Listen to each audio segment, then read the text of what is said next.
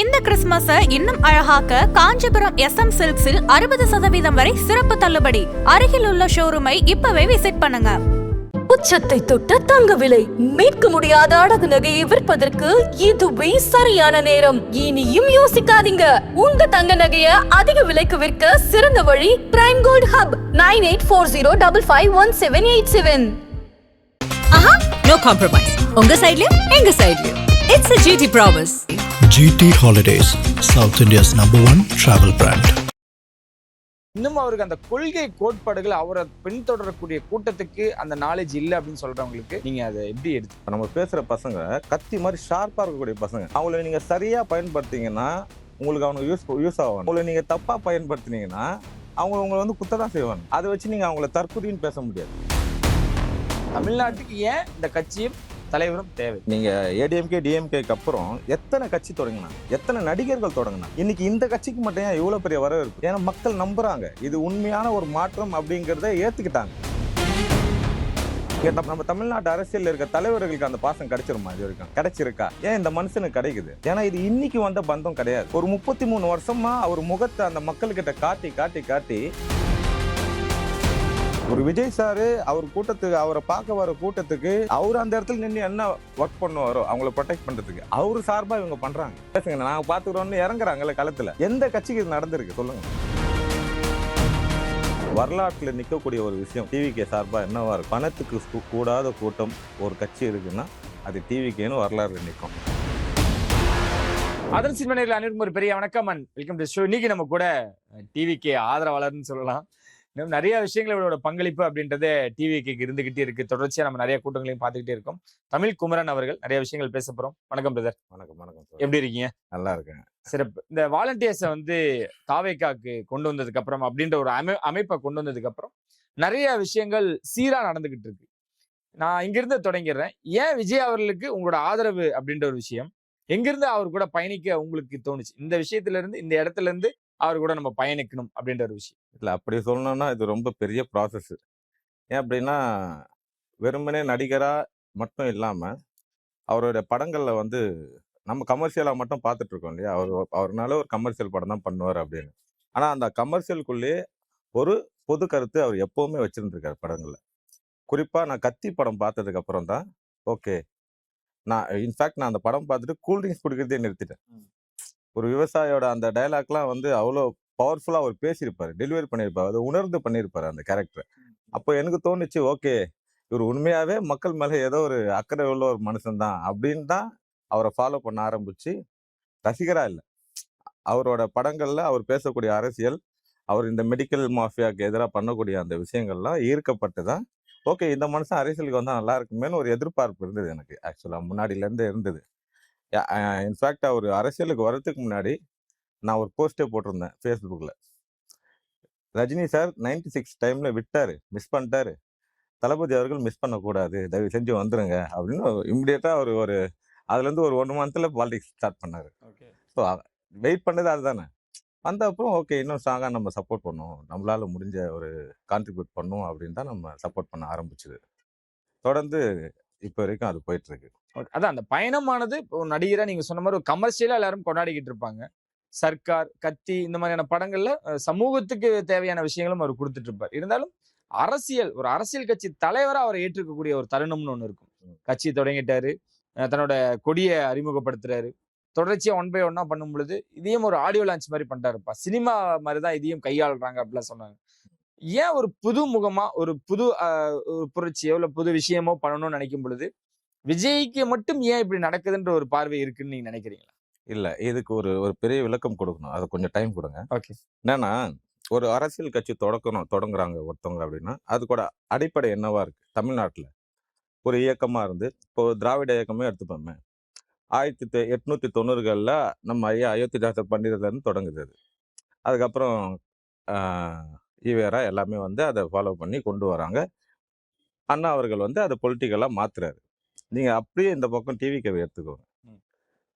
அவரு சென்னை நடிக்க வந்துட்டு, சினிமாவுக்கு நடிக்க வந்துட்டு 2009ல மக்கள் இயக்கம் தொடங்குறாங்க. அங்க இருந்து அவங்க அரசியல் பணிகள் செஞ்சுட்டு தான் இருக்காங்க. இயக்கமா என்ன பண்றாங்க? எல்லா கட்சிகளும் என்ன பண்ண ஒரு இயக்கமா மக்கள் பணிகளை செஞ்சுட்டே இருப்பாங்க. 2011 இப்போ அந்த மீனவர்களுக்காக பண்ண போராட்டமா இருக்கட்டும், ஜல்லிக்கட்டு போராட்டமா இருக்கட்டும், தங்க அனிதாவை போய் மீட் பண்ணதா இருக்கட்டும், தொடர்ந்து ஒரு மக்கள் இயக்கமா ஒரு இயக்கம் என்னென்னலாம் பண்ணோம் அப்படின்றத அடிப்படையா அவங்க பண்ணிட்டு தான் ப்ராப்பரா ஒரு அரசியல் கட்சிக்கு வந்திருக்காங்க. ம். இதுதானே ஒரு அடிப்படை தகுதின்றது. நம்ம இவ்வளோ வருஷ திராவிட இயக்கத்துக்கு என்ன தகுதி இருக்குன்னு நம்ம பேசுறோமோ, அந்த தகுதி ஆல்ரெடி டிவிகேக்கு இருக்கு. ஒரு அரசியல் கட்சியா உருவாக்குறதுக்கான அந்த தகுதி ஆல்ரெடி டிவிகேக்கு இருக்கிறதுனால தான் நம்ம இன்னும் சப்போர்ட் பண்றோம். இப்போ அவரை வந்து வெறும் படங்கள் மட்டுமே பார்த்து அவரை பத்தின புரிதல் இல்லாதவங்க எதிர்க்கிறது, அந்த எதிர்ப்பு இருக்கதானே செய்யும். இப்போ எதிர்க்கிறவங்க வந்து ஏத்துக்க முடியாதுல்ல. வாங்க வாங்க வாங்க வாங்க ஜெயிச்சிருங்க, வாங்க சிஎம் சீட்ல உட்காருங்க, யாரும் சொல்ல போறது இல்ல. பிடிச்சவங்க சப்போர்ட் பண்றாங்க, மக்கள் சப்போர்ட் பண்றாங்க. மக்களோட ஆதரவு இருக்க யாருமே தோத்ததா தமிழ்நாடு அரசியல்ல சரித்திரமே கிடையாது. சரி. அந்த ஒரு பங்குல நம்மளும் இருப்போம், அவ்வளவுதான். இல்ல இவ்வளவு விஷயங்கள் பண்ணும்பொழுது கொள்கை கோட்பாடோட தான் அவரோட கட்சியே தொடங்கி இருக்காரு. ஆரம்பிக்கும் பொழுது இள ரத்தங்களோட இள சிங்கங்களோட தான் தொடங்குறாரு. ஆனா இந்த மாற்று கட்சியில நிறைய பேர் வராங்க. இன்னும் அவருக்கு அந்த கொள்கை கோட்பாடுகள் அவரை பின்தொடரக்கூடிய கூட்டத்துக்கு அந்த நாலேஜ் இல்ல அப்படின்னு சொல்றவங்களுக்கு நீங்க அதை எப்படி எடுத்துக்கிறீங்க? இல்ல இப்போ எல்லா கட்சியிலயுமே ஒரு அரசியல் புரிதலோட ஒரு கூட்டம் இருப்பாங்க. ஓட்டு மட்டுமே போடுற ஒரு கூட்டம் இருப்பாங்க. எந்த தெளிவுமே இல்லாம நமக்கு காசு கிடைக்குதுன்னு ஒரு கூட்டம் போகும். அப்படி ஒருத்தர் இங்க சொல்ல முடியுமா? ம். காசுக்காக எந்த தெளிவுமே இல்லாம வர ஒரு கூட்டம் ஒரு சொல்ல முடியுமா? ஒரு பர்சன் சொல்ல முடியுமா? வாய்ப்பே இல்லைல்ல. யங்ஸ்டர்ஸ் அவனுங்க வந்து கத்தி மாதிரி, இப்ப நம்ம பேசுற பசங்க கத்தி மாதிரி ஷார்ப்பா இருக்கக்கூடிய பசங்க. ம். அவங்கள நீங்க சரியா பயன்படுத்தீங்கன்னா உங்களுக்கு அவங்க யூஸ் ஆவானுங்க. அவங்கள நீங்க தப்பா பயன்படுத்தினீங்கன்னா உங்களை வந்து குத்ததான் செய்வானுங்க. அதை வச்சு நீங்க அவங்கள தற்குறின்னு பேச முடியாது. ம். ஃபார் எக்ஸாம்பிள் நெருப்புன்னு எடுத்துப்போமே, அந்த நெருப்பு நீங்க சரியா பயன்படுத்தினீங்கன்னா உங்களுக்கு குளிர்காய உதவுவாங்க. நீங்க தப்பா பயன்படுத்தினீங்கன்னா உங்களை எரிச்சிடுவாங்க. இவ்வளவுதான், ரொம்ப சிம்பிள். அவங்கள நீங்க எப்படி பயன்படுத்துறீங்க? இப்ப தளபதி அப்படின்ற ஒரு சக்தி வந்து ஒரு இளைஞர் கூட்டத்தை அரசியலுக்கு கொண்டு வந்திருக்கு. ம். ம். உங்களுக்கு உண்மையாவே அவங்க மேல அக்கறை அப்படி இருக்குன்னா நீங்க என்ன பண்ணிருக்கணும்? அவங்களுக்கு அரசியல் நெறிகளை சொல்லி கொடுக்கணும். உங்களை விட அவங்களுக்கு நிறைய தெரியும். உங்களுக்கு இருக்கா? நீங்க இப்போ 50 வயசுக்கு மேல எத்தனை பேர் ட்விட்டர்ல இருக்கீங்க? எத்தனை பேர் இன்ஸ்டாகிராம்ல இருக்கீங்க? அவன் ஒவ்வொருத்தனும் அதுல இருக்கான்.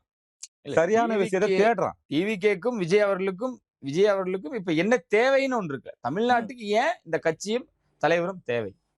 மாற்றத்துக்காக தானே. ஓகே. இப்ப மக்களுக்கு ஒரு ஒரு அரை நூற்றாண்டு காலமா வேற ஆப்ஷனே இல்லை. ஏடிஎம்கே இப்படியே நம்ம கடந்துட்டோம். ஒரு மாற்று சக்தின்னு ஒண்ணு தேவைப்பட்டிருக்கு. அதனாலதான் இவ்வளவு பெரிய எழுச்சி. ம். ம். ம்.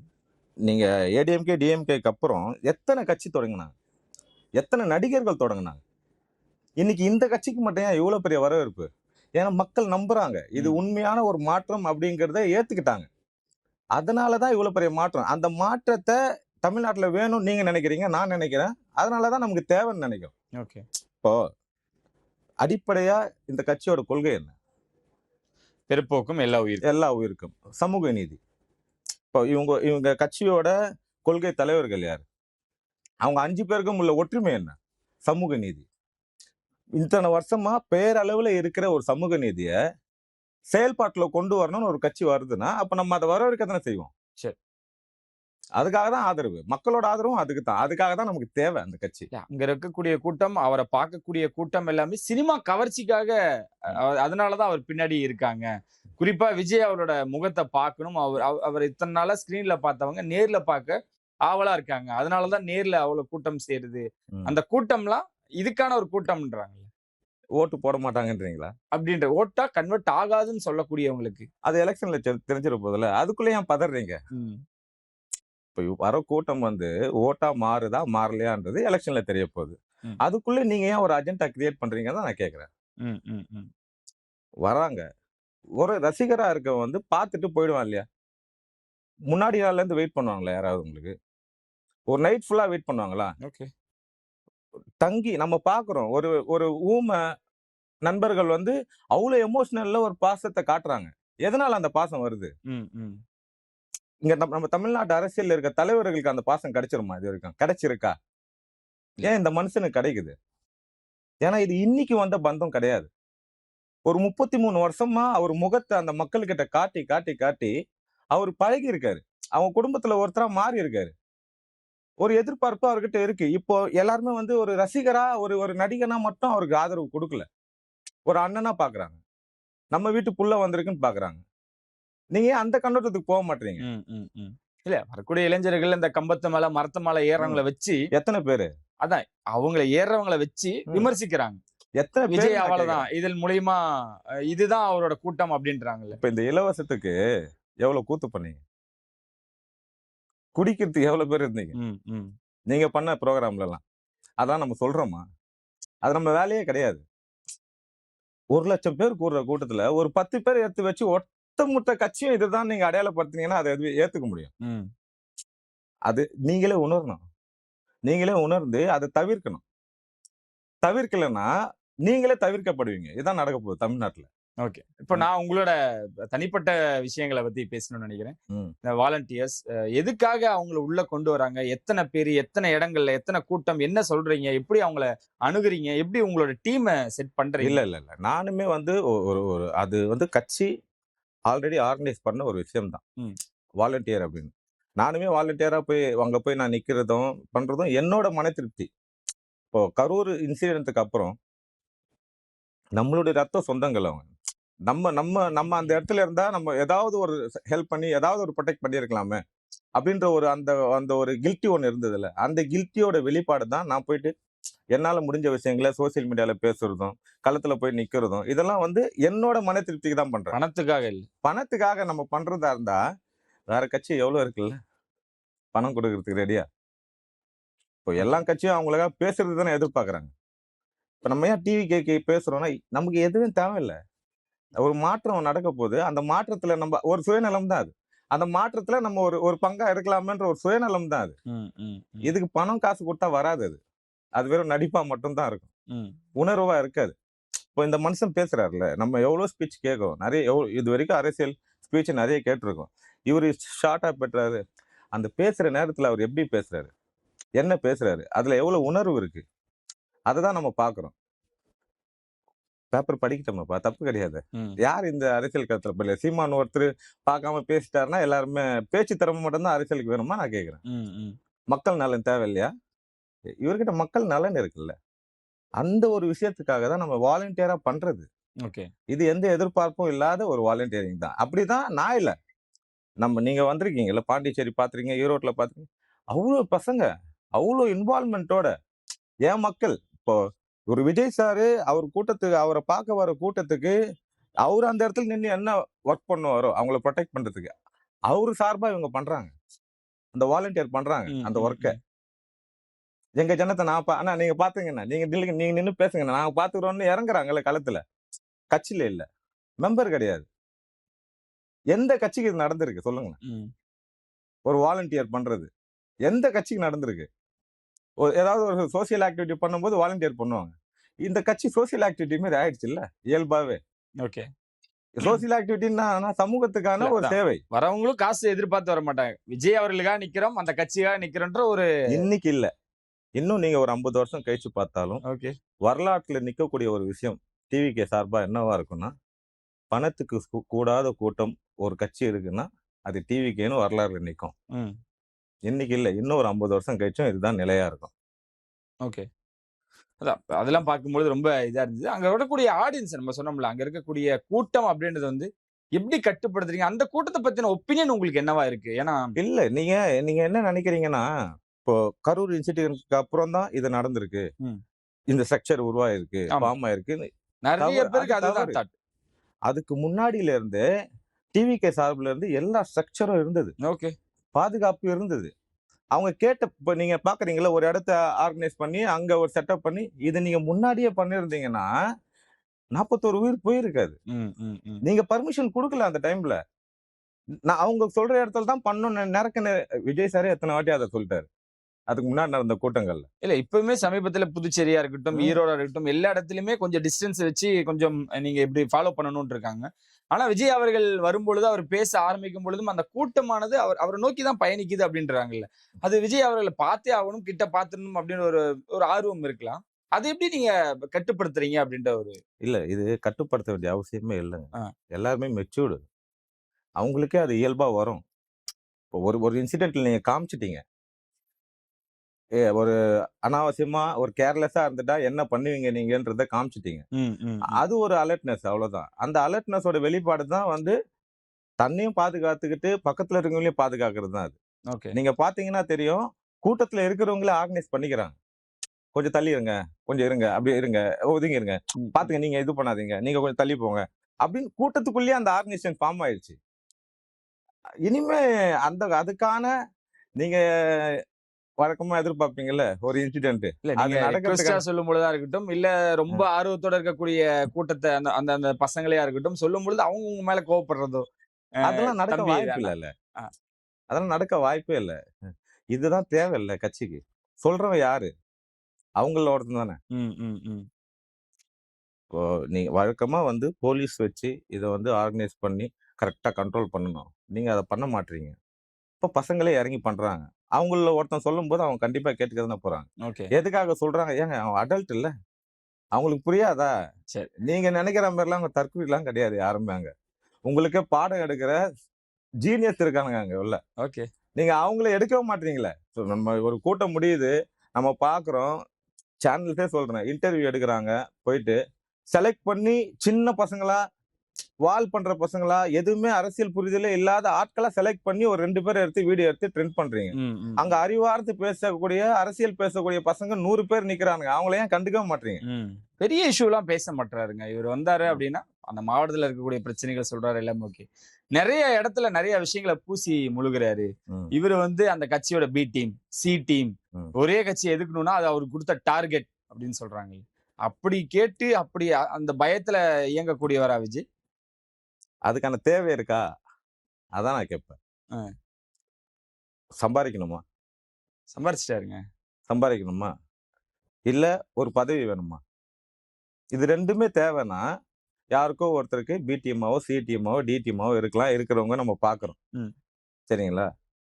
இவருக்கு அந்த தேவையே இல்லையே! உங்களுக்கு சொல்றதுக்கு வேற காரணம் இல்ல, வேற ரீசன் இல்ல. தமிழ்நாட்டுக்கு ஒரு புதுசா ஒருத்தருக்கு அரசியலுக்கு வந்துட்டா, அவங்களுக்கு ஒரு பி டீம் பட்டம் குடுக்க தான் போறீங்க. ம். நான் சொல்லுவேன், இவரு பி டீம்லாம் கிடையாது. இவரு தான் முதன்மை டீம். ம். இவரு கீழ தான் உங்க பி டீம், சி டீம் எல்லாமே. ஒரு ஒரு தன்னெழுச்சியா ஒரு எழுச்சிய உருவாக்குற ஒரு சக்திய, நீங்க இன்னொருத்தர் கீழ போயிட்டு முடக்கிட முடியாது. அந்த முடுக்கணும்னு நெனச்சீங்கன்னா, நீங்க முடுங்கி போயிடுவீங்க. அப்படி முடங்குன பல கட்சிகள் இங்க இருக்கு இப்போ. ம். ம். 2026ல தெரிஞ்சிரும். எத்தன கட்சி முடங்கி போகுது அப்படின்னு. பனையூரா இருக்கட்டும், ஈசிஆர்ல இருக்கக்கூடிய நட்சத்திர விடுதியா இருக்கட்டும், ம். அங்க தான்ப்பா அவரோட அலுவலகமே இயங்கிட்டு இருக்கு. ம். எப்பதான்ப்பா அப்படின்ற விஷயங்கள் தொடர்ச்சியா அந்த விமர்சனங்கள் இருக்குல்ல. அத ம். எப்படி பாக்குறீங்க? இல்ல இப்போ ஒரு ஒரு கட்சி தலைவர் அப்படின்னா, எதுக்காக போய் மக்கள மீட் பண்றாரு? உங்ககிட்ட கேட்கிறேன் நான். இல்ல மக்களுக்கு ஒரு பிரச்சனை, மக்களோட மக்களா இருக்கணும். மக்களோட களத்துல இருக்கிறவர் தான் முதல்ல தலைவர். இதெல்லாம் அவரு அப்பவே பண்ணிட்டாரு. ம். நடிகரா இருக்கும்போது, மக்களோட மக்களா களத்துல நின்னுட்டாரு. ஓகே. ஃபார் எக்ஸாம்பிள் அத நான் முன்னாடியே சொல்லியிருக்கேன். ஜல்லிக்கட்டு போராட்டம் நடக்குது இல்லையா? அப்ப வந்து நடிகர் சங்கம் ஒரு போராட்டத்த ஆர்கனைஸ் பண்றாங்க. உண்மையான போராட்டம் மெரினா களத்துல பீச்ல நடக்குது. நான் அங்க போய் உட்காருவேன்னு சொல்லி மக்களோட மக்களா உட்கார்ந்த ஒரு மனுஷன். ம். ம். புரியுதுங்களா? அவர் மக்களோட மக்களா இருக்கிற தலைவரு அப்படிங்கிறத உணர்ந்ததுனால தான் இவ்ளோ கூட்டம். நமக்காக பேச ஒரு தலைவன் வந்துட்டான்றதுக்காக தான் இவ்ளோ கூட்டம். ம். இல்ல அதுதான். இப்ப ம். வந்து பனையூர்லேருந்து அதிகமா வெளிய வர மாட்றாரு. பனையூரையும், ஈசிஆர்ல இருக்கக்கூடிய நட்சத்திர விடுதிய மட்டுமே அவருக்கு ஒரு அலுவலகமா பயன்படுத்துறாரா? அப்படின்ற கேள்வி கேட்கிறாங்கல்ல. ம். இல்ல. இதுவும் ஒரு பொது அக்கறை தானே. ஒரு சமூக அக்கறை தானே. இப்போ இவரு லீவ் நாள்ல ஒரு ஒரு விஷயத்த பண்றாரு அப்படின்னா, இதோ இன்னைக்கு வீக் டேஸ்ல வைக்க வச்சுட்டீங்க. ம். எவ்வளவு கூட்டம்? அவங்களோட ம். வேலை வாய்ப்பு என்ன? இதெல்லாம் ஒரு முன்னாடி யோசிக்கிற ஒரு மனுஷன் தானே. இப்ப இவரு வெளிய வந்தா ஒரு 1000 பேர் கூடுறாங்க. அங்க ஒரு டிராபிக் ஃபார்ம் ஆகுது. ஒரு ஒரு கூட்டம் கூடுறதுனால ஒரு ஒரு ஏதோ ஒண்ணு ஒரு இன்சிடென்ட் ஏதோ ஒண்ணு தப்பா நடந்துருச்சுன்னு வச்சுங்களேன். அது இவர தானே பாதிக்கும். அவர் சார்ந்த மக்கள தானே பாதிக்கும். அந்த பாதிப்பு வரக்கூடாதுன்னு தானே அவர் வந்து உங்களுக்கு என்ன? கட்சியோட விஷயம் உங்களுக்கு வந்து சேருதா? அதானே உங்களுக்கு வேணும். ம். ம். அவர் வாயால தான் சொல்லணுமா அத? எடுத்ததும் சிஎம் சேருக்கா? அந்த கனவு சிஎம் சேருக்கா? அப்பதானே மாற்றம். அ. அப்பதானே மாற்றம் உருவாகும். ஓகே. இல்ல அப்ப எப்பதான்? சொல்லுங்களேன்.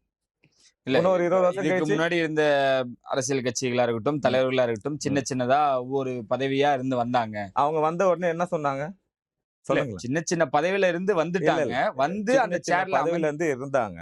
சின்ன சின்ன பதவியில இருந்தாங்க. அவங்க வரும்போது என்ன சொன்னாங்க? சொல்லுங்களேன். இப்ப திருமாவளவன் அண்ணன் வந்தாரு. இல்லைங்க. வரும்போது அதுதான் என்ன சிஎம் சொல்றாங்கன்னா, ஒரு கனவோட தானே வந்தாரு. கட்டமைப்பு அமைச்சு, ம். சின்ன சின்ன எலக்ஷனையும், தேர்தலையும் சந்திச்சு ஒரு சிஎம் சேருக்கு தலைவர்களா இருந்தவங்க எல்லாருமே ம். அப்படி பாடுபட்டு தான் வந்திருக்காங்க. ம். விஜய் அவர்கள் எடுத்ததுமே நம்ம வந்து சிஎம் இதுதான் முன்னாடியே சொன்னேன். எடுத்ததுமே இல்லையே இது. அப்ப இந்த 33 வருஷமான உழைப்பு எங்க போச்சு? ம். இது எடுத்ததுமே இல்லையே. கால் நூற்றாண்டு காலம் ஏக்கமா பணி செஞ்ச ஒரு இயக்கம் வந்து ஒரு கட்சி தொடங்கி வந்து அரசியல்ல அப்பயும் மக்கள் கஷ்டப்பட்டுட்டு தானே இருந்தாங்க. அப்பயும் மக்களுக்கு நிறைய ஒரு இயக்கம் என்ன செய்யும்? மக்கள் பணி இயக்கமா தானே இருந்தா செய்யும். அப்ப இப்ப கட்சி தொடங்கினவர் ஏன் இந்த 33 ஆண்டுகள்ல அப்பயே எங்கேயாவது ஒரு இடத்துல ஒரு எலெக்ஷன்லயோ அங்கிருந்து ஒரு மாற்றத்தை ஏற்படுத்தி இருக்கலாமே. இப்ப என்ன அவசியம் இல்ல கேட்க இப்ப முடியும். என்ன அவசியம்னா, இன்னைக்கு அவரோட அடிப்படை அரசியல்னு ஒண்ணு இருக்குல்ல, மதசார்பற்ற. இன்னைக்கு அந்த மதம் உள்ள பூந்து விளையாடிட்டு இருக்கு. மத அரசியல் உள்ள பூந்துருச்சு. அதை தடுக்கணும்னா, இன்னைக்கு நீங்க நினைச்சு பாருங்களேன். இன்னைக்கு டிவிகேன்னு ஒரு கட்சி இங்க ஃபார்ம் ஆகலன்னா, டிஎம்கே, ஏடிஎம்கேன்னு நின்னு அதுக்கு பின்னாடி பிஜேபி ரொம்ப பெருசா உள்ள வந்திருப்பாங்க. இவரோட என்ட்ரி அவங்க கேட்டையே மூடிடுச்சு. ஓகே. அந்த மதவாத சக்தி இங்க உள்ள வராம ஒரு மிகப்பெரிய கேட்டை போட்டு மூடி நிக்க வச்சிருக்காரு விஜய் அவர்கள். நீங்க யோசிச்சு பாருங்களேன். இப்போ இவர் களத்துல இல்ல, யாரு நின்று இருப்பான்னு நினைக்கிறீங்க நீங்க? ஏடிஎம்கே நின்று இருக்குமா? டிஎம்கே கேதா? ஓகே, சொல்லுங்க, நீங்களே சொல்லிருங்க. பிஜேபி தான் ஆப்வியஸ்லி. ஓகே. இப்போ அவங்க ரெண்டு பேரும் கூட்டணி தானே. அப்படின்றப்போ டிஎம்கேவோட டீமா கிரியேட் ஆயிருக்கு. அதுல ரெண்டு பேரும் இணைஞ்சு தானே. கூட்டணின்னு நம்ம சொல்லவே முடியாது. இல்ல இணைஞ்சு தானே இவங்க ஒரு பயணிக்கிறாங்க. பேரு தான். பின்னாடி முகமா இருக்க போறது பிஜேபி தான். இணைஞ்சே இருக்காங்களே, ஏன் பின்னாடி இருக்கணும்ன்ற. இப்ப ஏடிஎம்கேவோட இணைஞ்சே இருக்காங்க இல்லையா? அப்போ நம்ம டிஎம்கேவோட வரலாறு எடுத்து பார்த்தோம்னா, அவங்களுக்கு ஒரு 5 வருஷம் ஆட்சி பண்ணாங்கன்னா அடுத்த 5 வருஷம் இருக்க மாட்டாங்க. இதுதான் அவங்களோட அரசியல். இது சரி. அதுல இப்ப 5 வருஷம் அவங்களுக்கு முடிய போகுது. இதுக்கு பிரதானமான ஓட்டு வந்து ஏடிஎம்கேன்ற பேர்ல பிஜேபியை சேர்ந்திருக்கு. இப்போ அது இன்னைக்கு நடக்குமா? அந்த கேள்வி யார் முற்றுப்புள்ளி வச்சா? இப்ப நேற்று நிர்மல்குமார் அவர்கள் பேசும்பொழுது கூட சொல்றாங்க, எடப்பாடி அவர்கள் வந்து மறுபரிசீலனை பண்ணணும். அவர் வந்து நிறைய ஒரு மாற்றத்துக்கான விஷயத்த முன்னெடுக்கணும் அப்படின்ட்டு இருக்காங்க. என்ன எதிர்பார்க்கறாங்க? எடப்பாடி அவர்களும் விஜய் அவர்களும் இணையணும்ன்ற ஒரு எதிர்பார்ப்பு இருக்கா? அவங்களுக்கு தானே இருக்கு அந்த எதிர்பார்ப்பு. அது நிர்மல்குமாரே இல்ல நிர்மல்குமார் சொல்றாரு அப்படின்னா, இவங்க வந்து இப்போ ஏடிஎம்கே, இப்ப எம்ஜிஆர், அண்ணா போன்ற தலைவர்களை இவங்க முன்னெடுத்துக்கிட்டதால பிஜேபியை விட்டு நீங்க வெளியே வந்தீங்கன்னா அதுக்கான வாய்ப்பு இருக்கு. அப்பயும் முதலமைச்சர் வேட்பாளர் விஜய் அவர்கள் தான். அதுல எந்த மாற்று அனுபவம் என்ன, அவரோட ஆளுமை என்ன? மக்களை சந்திச்சு அவரால் ஜெயிக்க முடியுமா? ஜெயிச்சிருக்காரா? ஜெயிச்சுதானங்க. நீங்க சொல்லுங்க.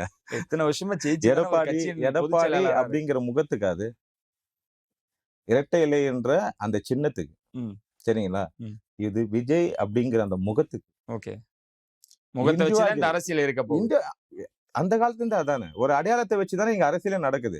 இப்ப ஏடிஎம்கேனா இரட்டை இலை, டிஎம்கேனா உதயசூரியன், டிவிகேனா விஜயோட முகம். ஆமா. எந்த அரசியல் கட்சி இது வரைக்கும் சின்னத்தை அறிவிக்காம மக்கள் கிட்ட எவ்வளவு பலத்தை சம்பாரிச்சிருக்குல்ல இந்த கட்சி. ஓகே. ஒரு மாற்று சக்தின்னு பரவலா பேசப்பட்டுச்சுல, பர்சன்டேஜ்ல என்ன லெவல்ல இருக்குன்னு தெரியுதுல்ல உங்களுக்கு. அதனால தானே நீங்க பதறீங்க. எதுக்கு இவ்வளோ திரண்டு வந்து ஏன் பேச மாட்டாரு? ஏன் ஜெயிச்சு வந்த ஆட்களே நீங்க ஒண்ணும் கேட்கல கேள்வி. களத்துக்கு வந்த உடனே நீங்க என்ன சொல்றீங்க? எதுக்கு உங்களுக்கு சொல்லணும்? நான் வந்திருக்கிறது மக்கள் பணி செய்யறதுக்கு, மக்களுக்கு சர்வீஸ் பண்றதுக்கு, அவங்களுக்கு அரசியல்ல ஒரு புரிதல் கொடுக்கறதுக்கு. அதை நான் பண்ணிட்டு போறேன்னு.